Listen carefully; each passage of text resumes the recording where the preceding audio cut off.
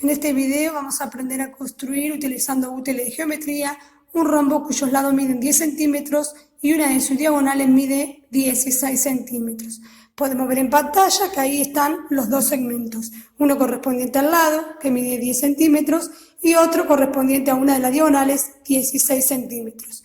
La construcción la vamos a comenzar justamente por las diagonales.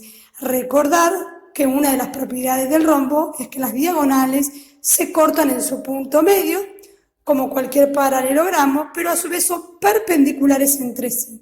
Por lo tanto, tenemos que trazar la recta que va a incluir a esta segunda diagonal.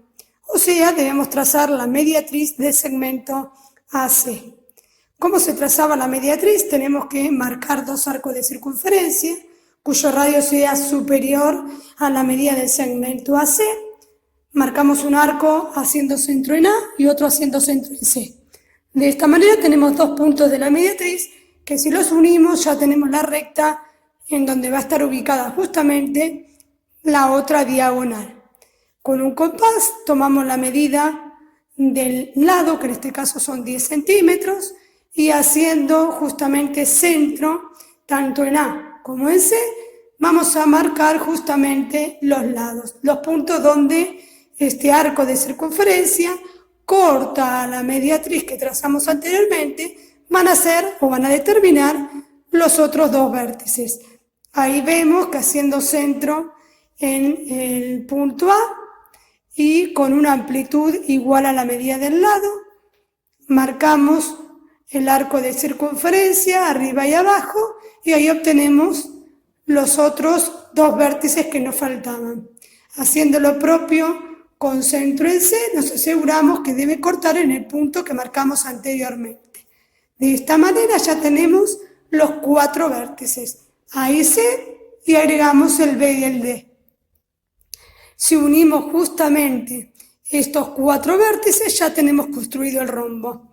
Unimos primero C con el punto de intersección que marcamos en primera instancia y ahí tenemos uno de los lados.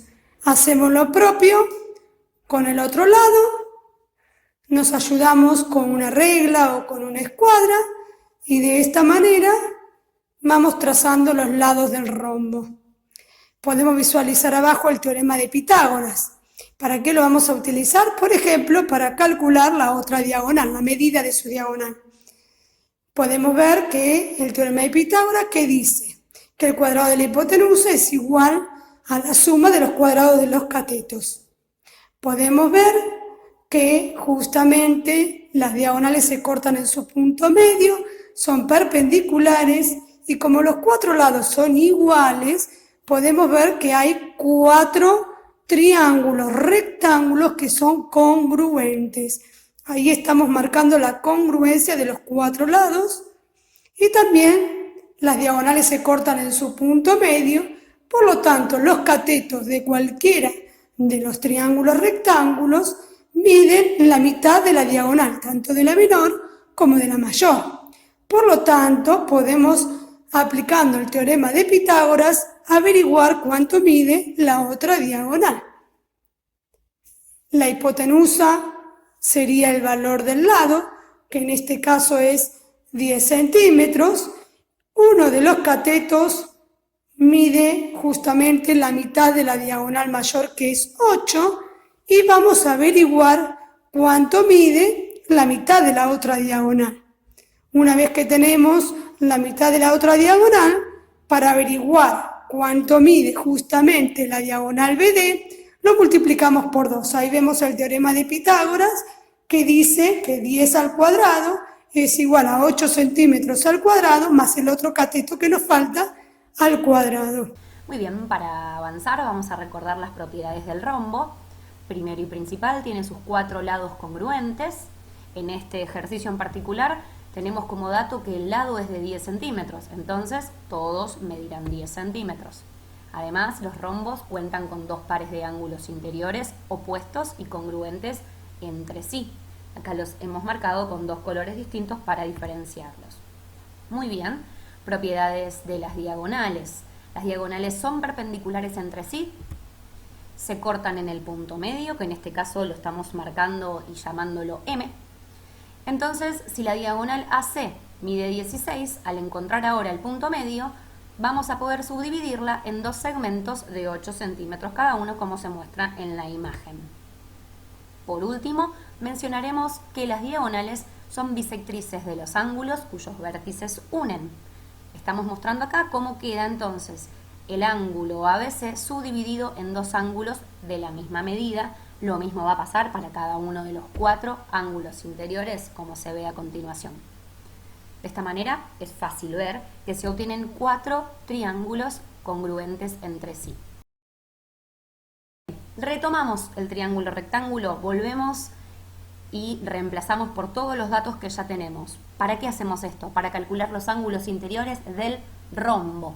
Entonces nos remitimos a uno de los 4 triángulos rectángulos congruentes en los que se pudo subdividir el rombo y a partir de ahí comenzaremos a calcular.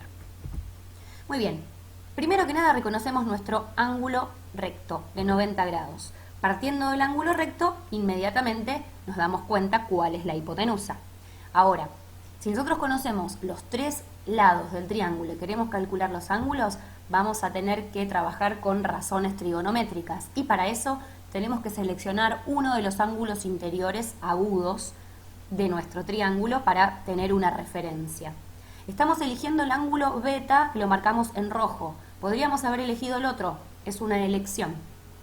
Tenemos entonces el cateto adyacente, que es el de 6 centímetros, y el opuesto, que es el de 8 centímetros, como se ve en nuestro triángulo. Bien, conociendo entonces los 3 lados, podemos averiguar el ángulo utilizando las razones trigonométricas que están expresadas en la pantalla. Para eso prestamos atención a que conocemos el cateto opuesto, que aparece en la relación seno y en la relación tangente. Conocemos también el cateto adyacente, que figura en el coseno y en la tangente, y la hipotenusa figura en los 2 primeros. Por lo tanto, de cada una de las 3 razones trigonométricas tenemos 2 datos y una incógnita. Entonces podemos elegir la opción que más nos guste. Elegimos tangente del ángulo arbitrariamente y en base a esta elección vamos a desarrollar el cálculo. La tangente de beta es el cociente entre el cateto opuesto y el adyacente. El opuesto dijimos que vale 8 y el adyacente vale 6. Entonces, simplificamos las unidades de medida, que tienen que ser las mismas, si no, habrán que hacer los pasajes correspondientes. Y desde ahí despejamos a la tangente como su función inversa, arco tangente de 8 sextos. En la calculadora ingresamos, nos va a dar con coma decimal, lo pasamos a grados, minutos y segundos, porque es un ángulo. Vamos a trabajar entonces con sistema sexagesimal. Bien, beta mide 53 grados, 7 minutos, 48 segundos si redondeamos. Y nos falta averiguar la medida del tercer ángulo interior de nuestro triángulo. Para eso recordamos que la suma de todos los ángulos interiores, siempre en cualquier tipo de triángulo, va a ser de 180 grados. Entonces, si conocemos 2, podemos averiguar el tercero haciendo el planteo justamente de la suma. No es la única manera de hacerlo, podemos también aplicar alguna relación trigonométrica. De este modo, hacemos el cálculo mencionado anteriormente y determinamos que alfa mide 36 grados, 52 minutos, 12 segundos. Volviendo al rombo, calculamos la medida de ABC sumando las 2 partes iguales o bien multiplicándola por 2. Y si conocemos la medida de ABC, ADC medirá lo mismo porque son pares de ángulos opuestos y congruentes. De la misma manera, conociendo BCM, podemos calcular la medida total del BCD y de su ángulo opuesto congruente, que es el BAD.